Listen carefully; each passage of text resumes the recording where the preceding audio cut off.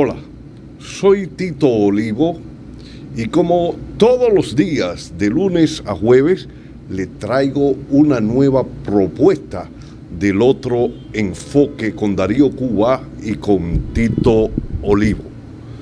Hoy vamos a hablar de los papeles de Pandora, o sea, vamos a hablar también del problema del tapering en Estados Unidos, el techo de la deuda. Vamos a hablar de la crisis energética que está arropando al mundo, no solamente a China, y vamos a hablar sobre Rusia y cómo está comportándose la economía rusa en el área de las energías en este instante. Les queremos decir que usted no puede sintonizar todos los días de lunes a jueves, porque los viernes está Miriam en este horario en Belleza es algo más, y ahí usted podrá ver todos los temas que están relacionados con la salud y la belleza. Aquí nosotros abordamos el tema político y el tema económico. Usted nos sintoniza poniendo en cualquier dispositivo cananga.tv a las 10 de la mañana y a las 9 de la noche. Si no nos puede sintonizar a esa hora, usted se registra en YouTube y escribe El Otro Enfoque con Darío Cuba y le da a la campanita donde va a desplegar y le va a poner a todo, y usted va a recibir toda nuestra propuesta. La va a compartir con su red de relacionados y amigos, y esto nos ayudará a nosotros a seguir creciendo. Le puede dar me gusta o no me gusta, porque esto nos permite tener conocimiento de cómo está impactando nuestro mensaje en la ciudadanía. Es importante ver el tema de los papeles de Pandora.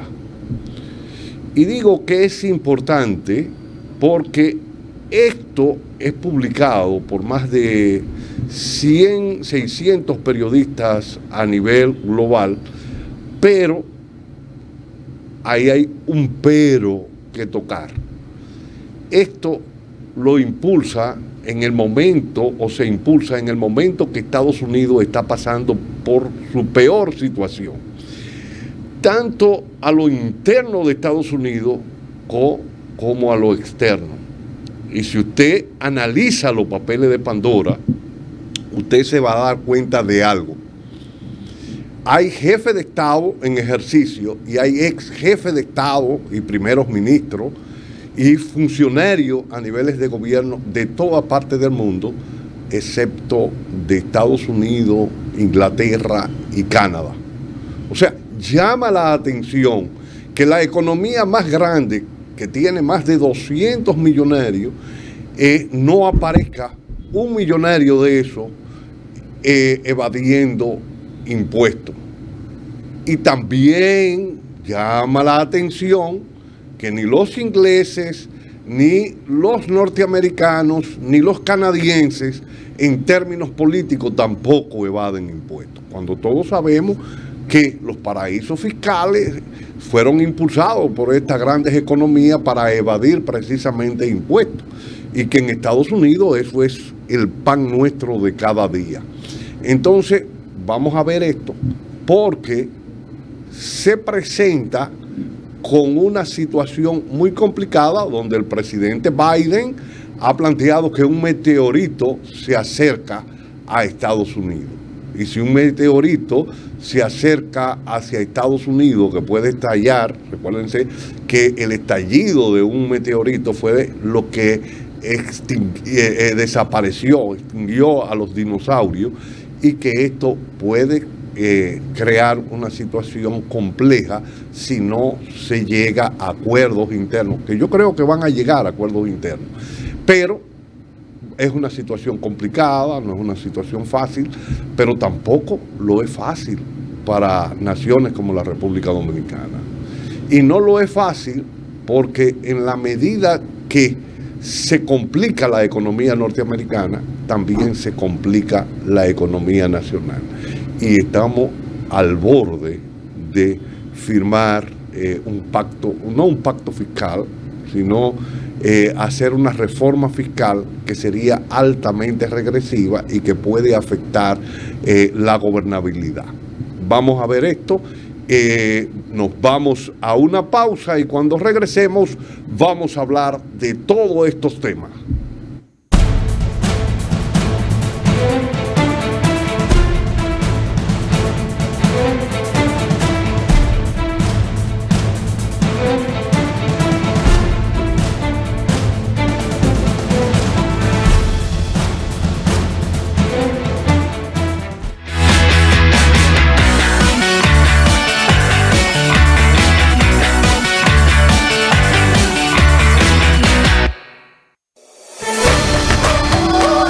En Banreservas apoyamos la voluntad de nuestra gente.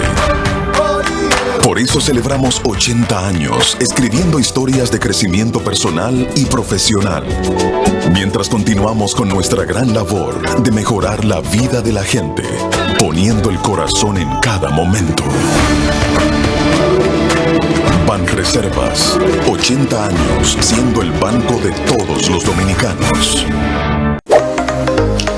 Grupo Multimedios Amanecer, la plataforma de comunicación más moderna y completa de República Dominicana.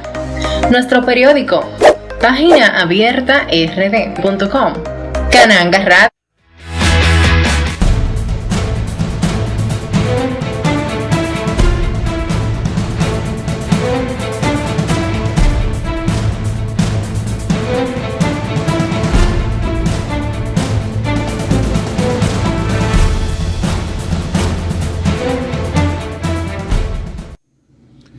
Desde la década de los 80, los Estados Unidos ha ido incrementando su nivel de endeudamiento. Para esa época, la deuda con relación al Producto Bruto Interno, que no es más que la producción de bienes y servicios al interior de una economía, expresado en su sistema monetario, en este caso el dólar, era el 30%. O sea, el 30% de la producción de bienes y servicios era lo que representaba la deuda de Estados Unidos. Hoy no es así. Hoy es el 130%. La deuda ha ido creciendo violentamente en Estados Unidos. ¿Y por qué esa deuda ha ido creciendo? Todos sabemos, porque ya lo hemos explicado a los que nos siguen a través de este canal, que los norteamericanos tuvieron en el año 1971 que romper el acuerdo de Bretton Woods. ¿Y por qué tienen que romper el acuerdo de Bretton Woods? ¿Y qué fue el acuerdo de Bretton Woods? El acuerdo de Bretton Woods fue cuando los norteamericanos impusieron el dólar como moneda de intercambio. Hay que indicar que primero, en el siglo XVII, fue la libra francesa la moneda que regía el comercio del mundo. Después, la libra esterlina en el siglo XIX hasta llegada la Primera Guerra Mundial, cercana a la Primera Guerra Mundial, y que estaba basado en el patrón oro. Y después de la Segunda Guerra Mundial, se hace en el año 1945 el acuerdo de Bretton Woods en Estados Unidos, que toma la ciudad con ese acuerdo donde se establece que los norteamericanos van a tener el dólar como moneda de intercambio mundial y que ellos van a emitir $35 por cada onza de oro que tuvieran en la Reserva Federal. Esto no fue así, y no fue así porque Estados Unidos se abocó a grandes guerras como la de Corea, como la guerra de Vietnam, invasiones como la del 65 a la República Dominicana, y todo esto hizo que el presupuesto, el gasto militar, además de todas las bases militares que tuvo que establecer a nivel global, se incrementara. Charles de Gaulle se da cuenta de esto y exige que le devuelvan su dinero, le devuelvan su oro. Estados Unidos se niega inicialmente, pero él manda a los barcos franceses a buscar ese oro y tiene Estados Unidos que entregárselo, y ahí viene el famoso discurso de Richard Nixon el 15 de agosto de 1971, cuando dijo: momentáneamente nosotros debemos de sustituir el patrón oro. Ese momentáneo ha llegado hasta hoy y es lo que se conoce como moneda fía. O sea, una moneda fía es aquella que está basada en el respaldo político, militar y económico que tiene el dólar hoy, porque le da el Estado norteamericano. Pero eso ha venido deteriorándose. Ese apoyo que tiene ha venido deteriorándose. ¿Y por qué ha venido deteriorándose? Bueno, los norteamericanos se fueron a una guerra en Afganistán en el 2001 para supuestamente cambiar a los talibanes. Ellos invaden Afganistán y tienen que invertir gran cantidad de recursos para llevar a esa guerra. ¿Qué sucede después de 20 años de guerra? Después de 20 años de guerra, los norteamericanos tienen que salir y entregarle a los talibanes. O sea, lo que indica que esa guerra fue un total fracaso y que incrementó el nivel de déficit en Estados Unidos. También se da el tema de la pandemia, que va a desarropar un problema grave que tiene la economía norteamericana. Y ese problema de la liberalización de la economía, donde más que liberalización, la financiarización de la economía norteamericana, donde el sistema especulativo comienza a regir todos los órdenes de la economía norteamericana, y esto trae las diferentes crisis, la crisis del .com, la crisis, hasta llegar a la crisis de los subprimes en el año 2007, 2008, de los créditos subprimes. Aquí hemos hablado y hemos dicho que para ellos llegar a un proceso de apertura y de liberalización de la economía, impusieron el modelo que ellos se va a conocer como el neoliberalismo, que lo impusieron primero a través de golpe de Estado en el cono sur de América Latina para sustituir el modelo keynesiano. ¿Y qué pasaba con el modelo keynesiano? El modelo keynesiano hace agua cuando se sustituye el patrón oro y cuando se da la crisis, la primera crisis energética. ¿Y por qué cuando se da la primera crisis energética, que se da a través de la guerra del Yom Kippur, y los árabes le ponen sanciones a los gobiernos que apoyaron a Israel en esa guerra? Resulta que Keynes había analizado que las crisis se daban en un modelo como económico, en situaciones cuando la demanda caía, se producía una deflación, y que cuando la demanda se incrementaba, se producía una inflación. Por lo tanto, para corregir esto, el Estado tenía que intervenir. Induciendo la demanda cuando había deflación, generando empleo para el Estado absorber ese ejército industrial de reserva, como diría Marx, para absorber eso a través de obras de infraestructura estatal e incrementar la demanda. Y cuando se calentaba la demanda, pues subir la tasa de interés. Aquí cuando caía bajaba la tasa de interés para inducir la inversión privada. O sea, para que hubiese más crédito, para que la gente pudiera hacer mayores niveles de inversiones. Ahora, él analiza esto, pero a partir del año 1973 comienza a darse en la economía lo que él nunca se imaginó, que era esta inflación. ¿Y por qué se da esta inflación? Bueno, porque los costes energéticos se van traduciendo en coste de los productos que se fabrican, de los bienes producidos en la economía. Esos costes energéticos que se disparan con un petróleo que estaba a $2 y algo y llega alrededor de $12, $11 y pico, esos costes que está en la energía, cuya base eléctrica era en gran medida con fuel oil, y también el transporte se le va a sumar a la producción. Esto hace que, unido también a la lucha sindical de mejores niveles de salario y de mejores sistemas de salud para los obreros, esto hace que esos costes comiencen a dispararse en la economía y la economía comience a caer.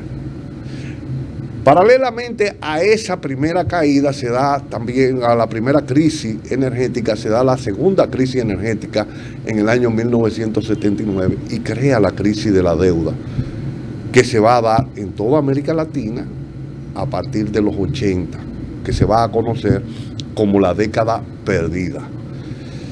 Esto no solamente, como vemos, va a afectar a las naciones de América Latina, sino a Estados Unidos. Lo único que aquí se le impone el decálogo del consenso de Washington, presupuesto de déficit cero, o sea, eliminar el déficit, pero los norteamericanos siguen manteniendo el déficit porque ellos tienen la maquinita de producir dinero. Todo esto comienza a incidir, se plantean grandes ajustes en las economías latinoamericanas y del mundo, y esto crea crisis sociales como la que se produjo aquí en República Dominicana en el año 1984, en abril del año 1984, o la que se produjo en Venezuela con el Caracazo, y comienzan a surgir situaciones difíciles en las economías globales. A partir de los 90, ya con la caída del bloque socialista y el bloque socialista hace agua, se plantean el fin de la historia.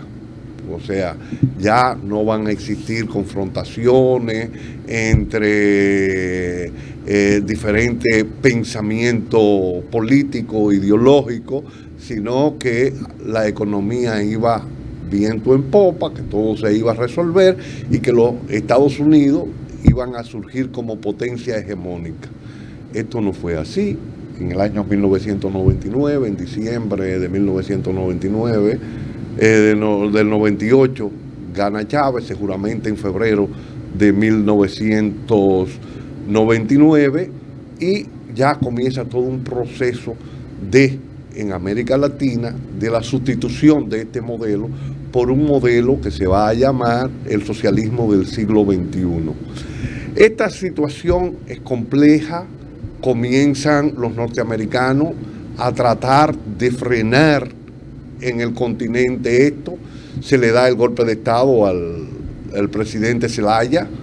Después se dan golpes de Estado utilizando los niveles judiciales, a Lugo y congresionales, a Lugo en Paraguay, y comienza todo un proceso de cuestionamiento de este modelo a través de golpe de Estado hasta llegar al golpe de Estado legal a Dilma Rousseff en Brasil, y esto al golpe de Estado ya directo de Evo Morales en Bolivia. Aquí hay que ver la situación, cómo se da y cómo enfrentan cada uno los problemas que se le vienen presentando. Argentina llegan a acuerdos, ya lo hemos visto, internamente el peronismo vuelve y retoma el poder después que llega Macri con el neoliberalismo y comienza a introducir el modelo neoliberal, y comienza esa crisis de devaluación en la moneda y ese nivel inflacionario que comienza a darse, y comienza una situación de retorno del peronismo. Pero también comienza a hacer agua en Brasil el modelo neoliberal con Bolsonaro y comienza a crecer. En este momento está encabezando las encuestas Lula da Silva, que había sido sometido, vilipendiado, atacado, pero comienza a crecer. Todo esto se va dando al margen de los Estados Unidos, o sea, independientemente de los Estados Unidos. Pero la lucha popular en Bolivia para enfrentar el golpe de Estado, toda la conquista que habían tenido los indígenas y los grupos sociales en ese momento por el golpe fueron revocadas. Esto intensificó la lucha e hizo que otra vez el MAS llegara al poder y retomara el poder y comenzara a desmontar todo aquello que se había montado en el interregno, del pequeño interregno del golpe de Estado que se dio en Bolivia. Hasta ahí vamos analizando toda la situación que se vino presentando. Los norteamericanos vienen acumulando situaciones difíciles. Trump pierde las elecciones, se toma el Capitolio, hay una crisis interna de gobernabilidad en Estados Unidos, se plantea que se va a juzgar a Trump para hacer un impeachment, para sacarlo y que no pudiera retomar más el poder. Todo esto va generando la pérdida de confiabilidad en Estados Unidos como potencia, y vamos a llegar ahí a los papeles de Pandora. Antes vamos a ir a un corte comercial y le queremos decir a ustedes que usted nos puede sintonizar de lunes a jueves a las 10 de la mañana, poniendo en cualquier dispositivo electrónico cananga.tv, a las 10 de la mañana o a las 9 de la noche. Si no, usted se registra en YouTube y le va a poner el otro enfoque con Darío Cuba, va a darle a la campanita, va a desplegar, le va a poner a todo para que todas nuestras propuestas le lleguen. Y usted va a hacer algo muy sencillo, lo va a compartir con su red de relacionados y le va a dar a me gusta o no me gusta, y esto nos permite a nosotros medir cómo va nuestro programa. Vamos a un corte y cuando regresemos vamos a analizar qué pasó con los papeles de Pandora y por qué los norteamericanos han llegado a una crisis de gobernabilidad y a una crisis económica.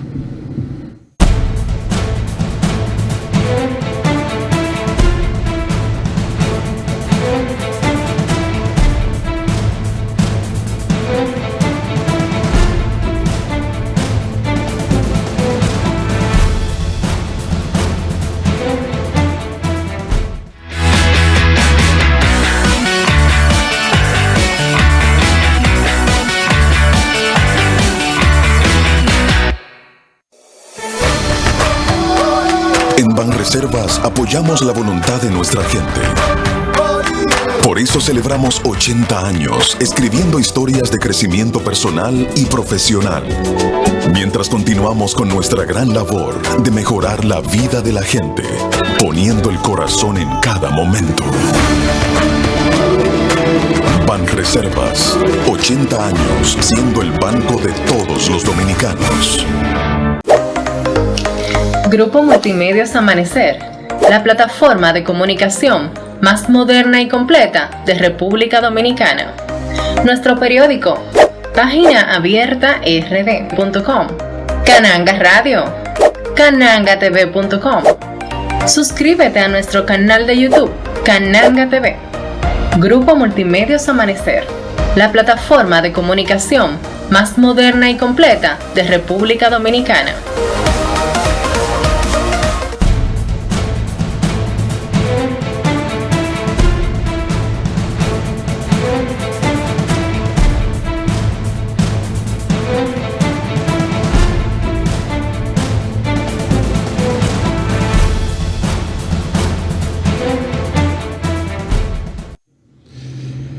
Para resolver el problema que se presentó en la crisis del 2007, los norteamericanos recurrieron aún más al endeudamiento y llegaron a acuerdos intergubernamental y digo interestatal, porque se pusieron de acuerdo los republicanos y los demócratas para incrementar el techo de la deuda y para seguir emitiendo.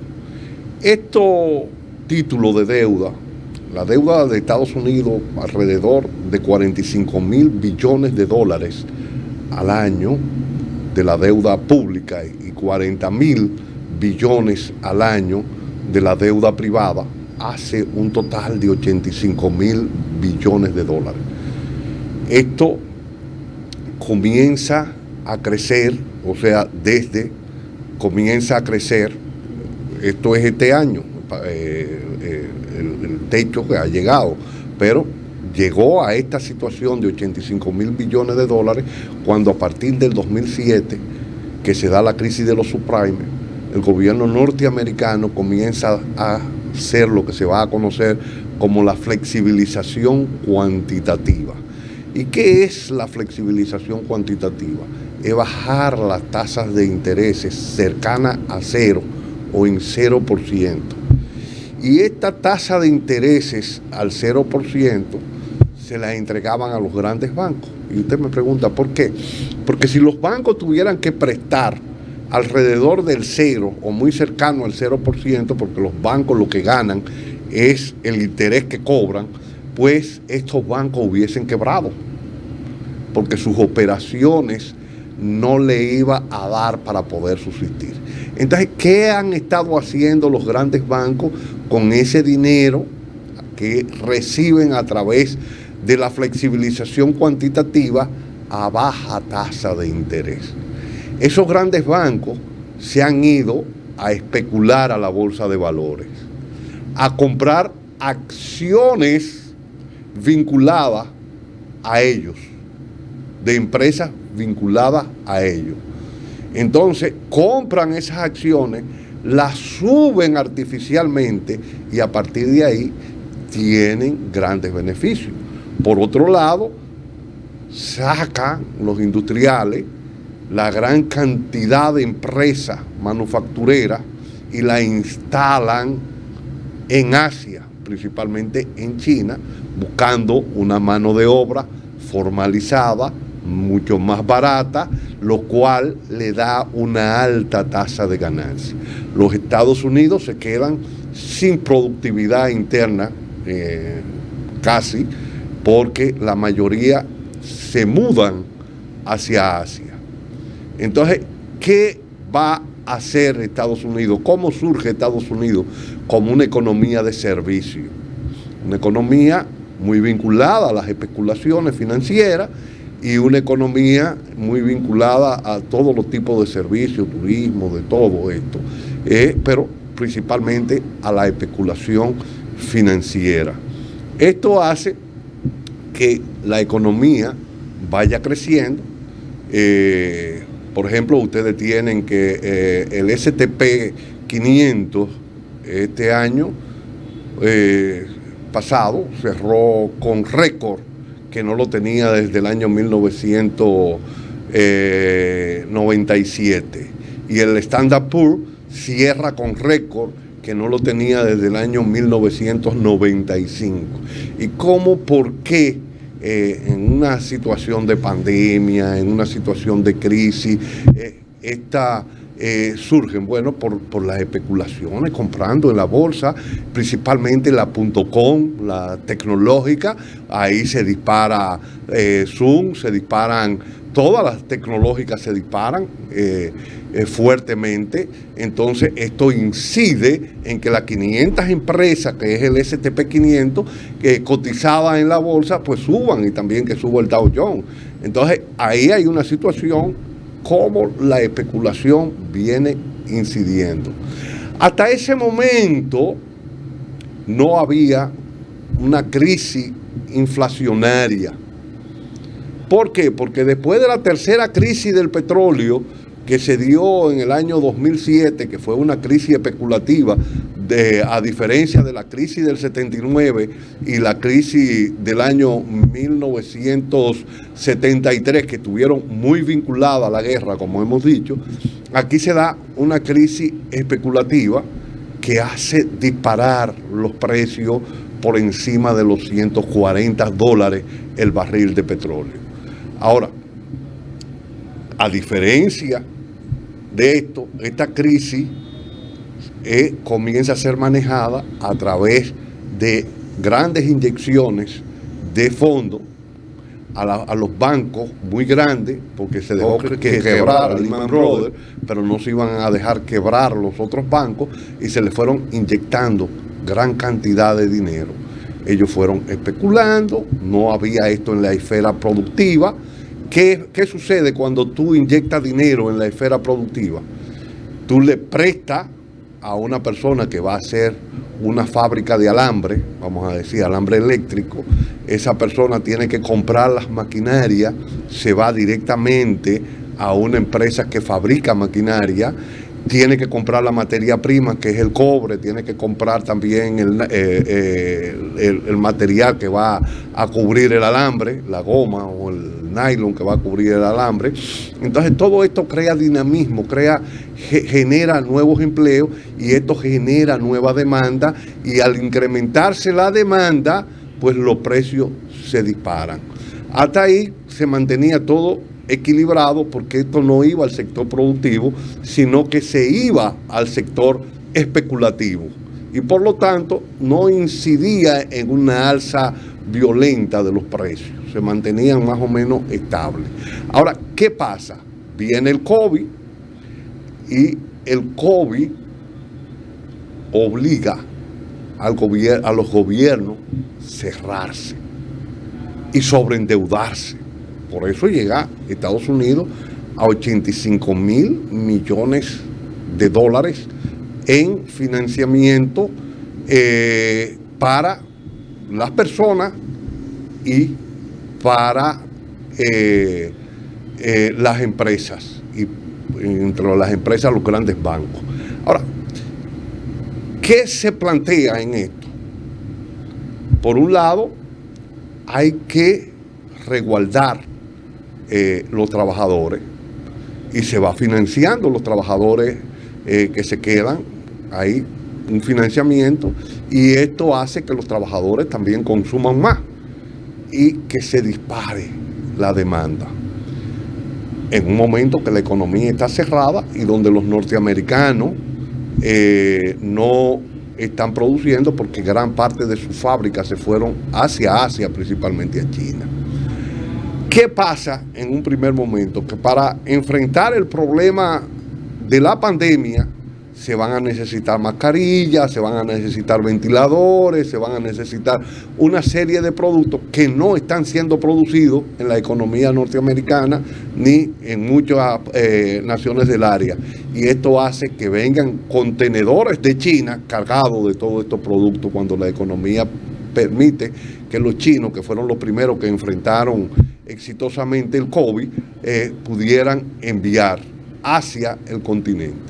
Aquí se van quedando los contenedores, porque esos contenedores se quedan vacíos, pero muchas de las empresas de transporte marítimo comienzan también a quebrar, a la menos eficiente, y comienza a quedarse una gran cantidad de contenedores. ¿Qué pasa ahora con el incremento de la demanda de bienes, de gente que está en la casa, que está recibiendo ayuda y que está consumiendo o que está remesando? Como el caso, por eso ustedes ven que las remesas en República Dominicana, México, donde tenemos muchos nacionales en Estados Unidos trabajando, esas remesas se han disparado.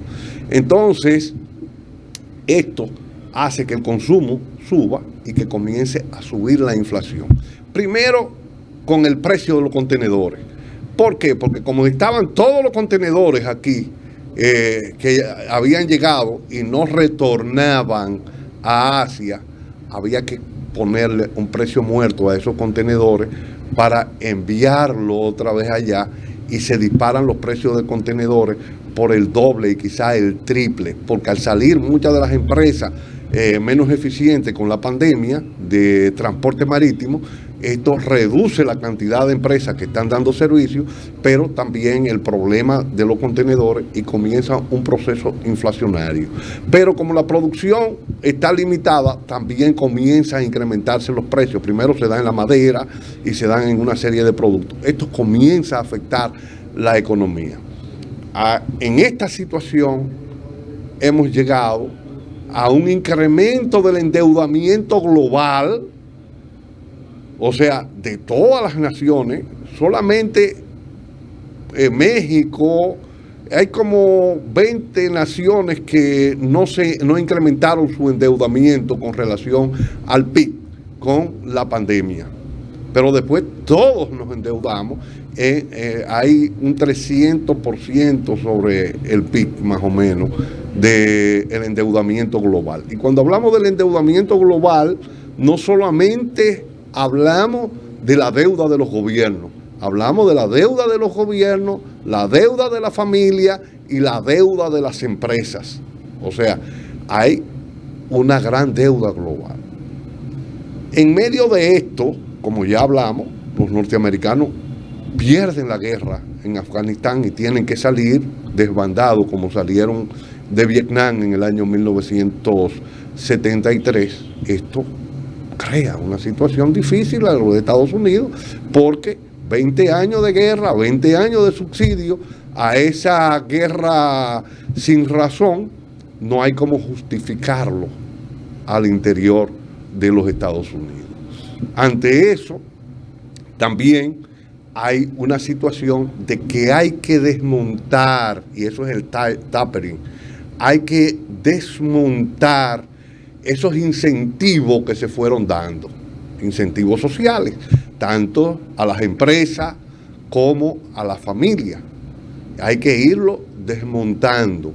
Y se tenía programado que de 85.000 millones que venía produciendo, que se produjo el endeudamiento de Estados Unidos, que llegara a 75.000 millones de dólares, para irlo desmontando gradualmente.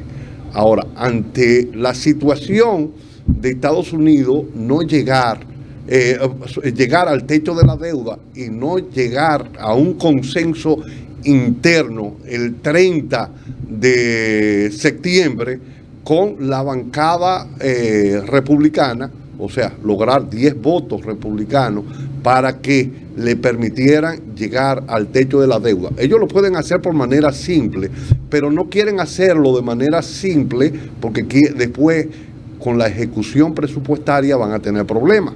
Entonces ellos quieren llegar a ese acuerdo, han llegado a ciertos niveles de poder protegerse hasta mediados o finales de octubre, principios de noviembre, con una serie de acciones que han podido lograr para poder en ese tránsito hasta finales de octubre, principios de noviembre, ver si pueden llegar a un acuerdo que le permita pasar el techo de la deuda de los 28.5 billones de dólares a que han llegado los Estados Unidos. Esto no es una cuestión de otro mundo, porque ellos lo único que tienen que hacer es emitir.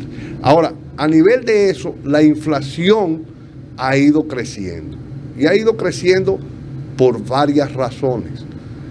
Al igual que la crisis del año 1973 y la del 1979 crearon esta inflación, ahora mismo se vislumbra una crisis energética, y esa crisis energética se vislumbra con esta inflación. ¿Y qué es lo que es esta inflación? Es una caída del Producto Bruto Interno con altos niveles inflacionarios. Ustedes pueden ver que se comienza a dar esto por lo siguiente.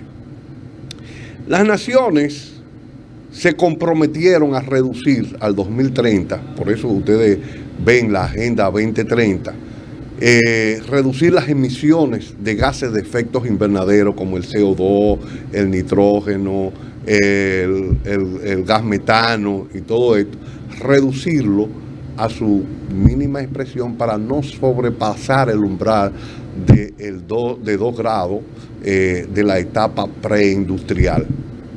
Porque en la etapa industrial es que hemos emitido más gases de efectos invernaderos, y esto está incidiendo en el cambio climático, querrámoslo o no lo querramos. Entonces, ¿por qué? Bueno, en la etapa industrial, primero comenzamos a utilizar carbón, comienza a quemar carbón, se creía que la economía era infinita, que podíamos consumir, y no sabiendo que estábamos en un mundo finito, con recursos finitos, y que no podíamos tener y soportar un consumo infinito. Primero, vamos a agotar los recursos que tenemos, y segundo, se creía que los gases, cuando se emitían, se iban al espacio, y eso se perdía en el espacio.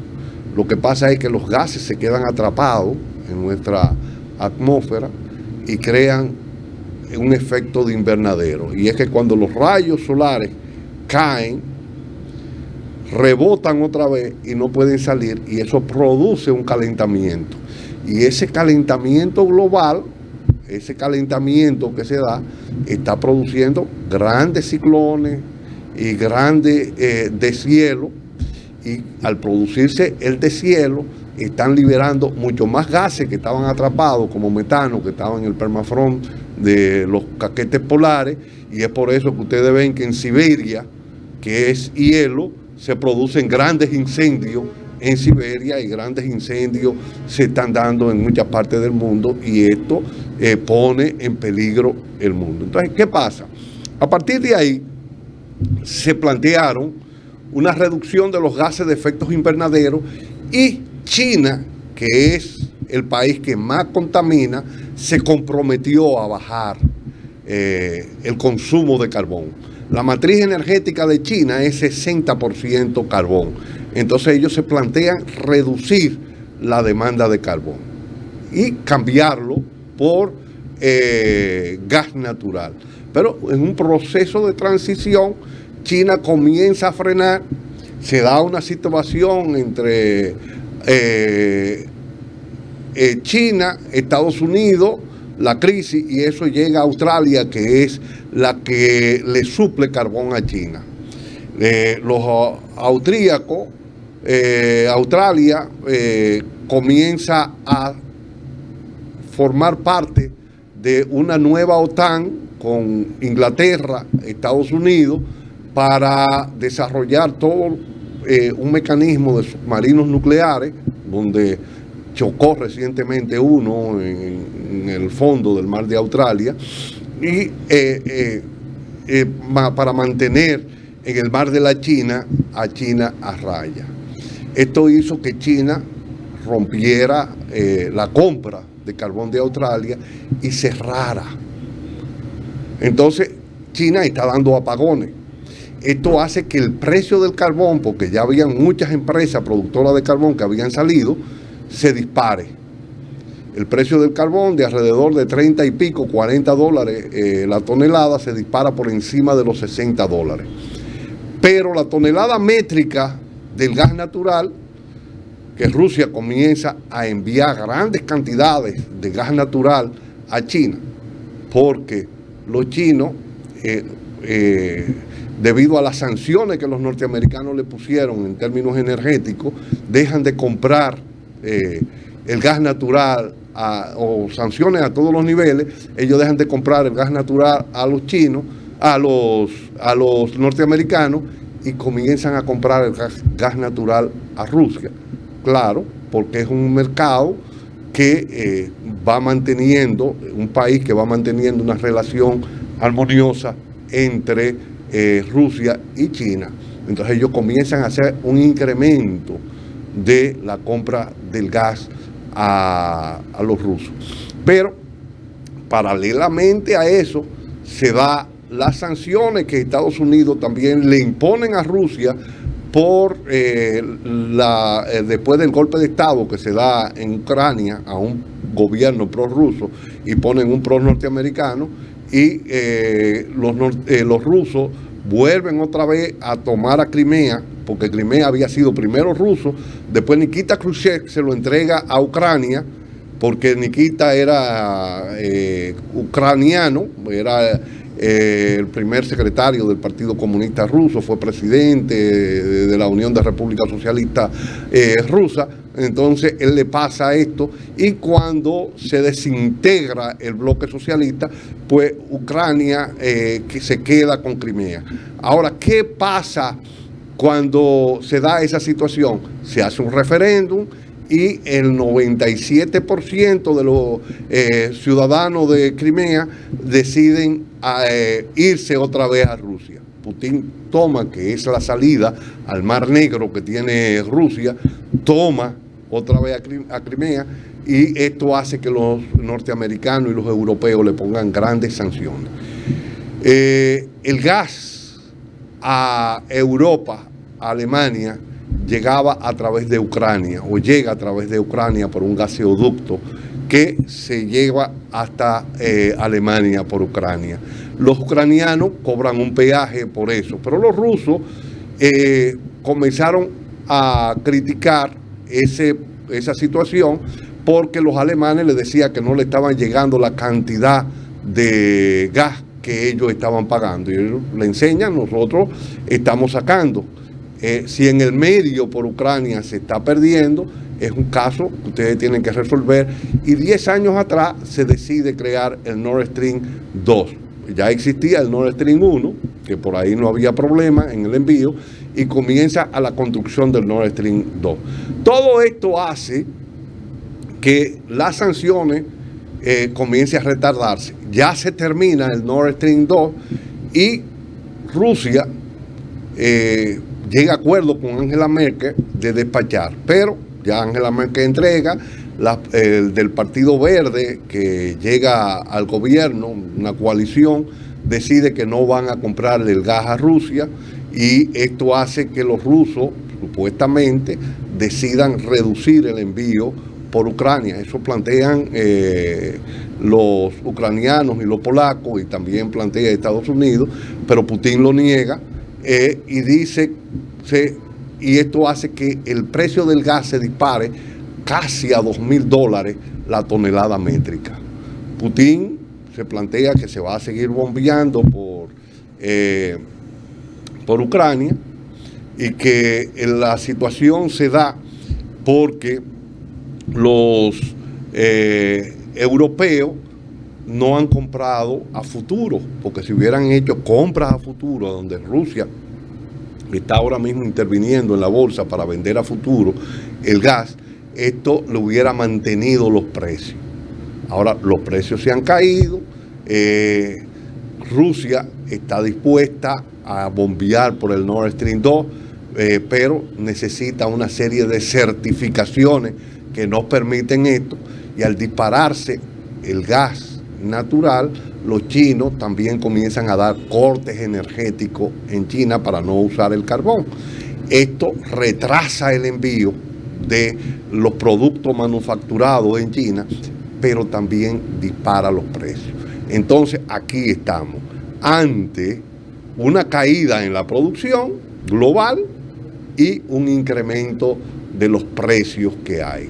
Entonces aquí se presenta el tapering de Estados Unidos, que no es más que comenzar a eliminar esos incentivos sociales y económicos en términos más rápidos, para, si se da el cierre de la economía norteamericana, que yo particularmente no creo que vayan ellos a dejar que ese cierre se dé, entonces tener los niveles mucho más bajos. Esto va a conllevar que 50 millones de personas, o sea, ciudadanos norteamericanos, pierdan ese incentivo.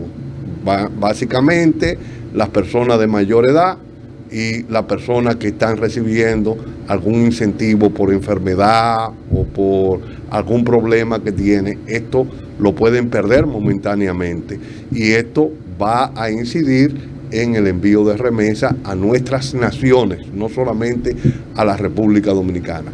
En este concierto de cosas es que surge entonces los papeles de Pandora.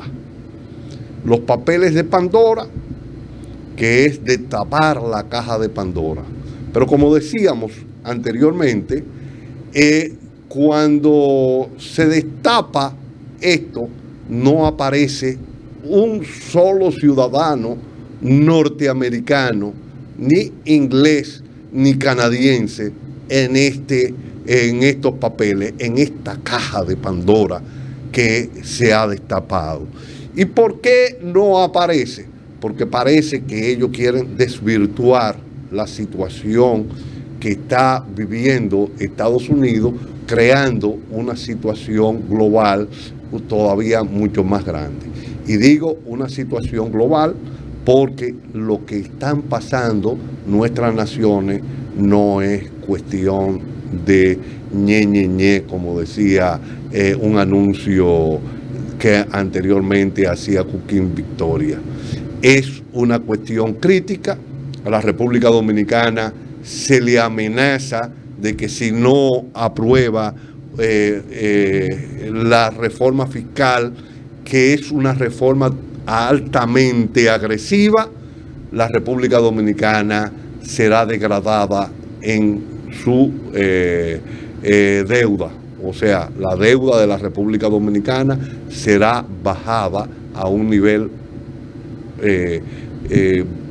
prácticamente basura, como se dice, y esto haría que los intereses que la República Dominicana tiene que pagar por la deuda se incrementen. Pero eso no es solamente en República Dominicana.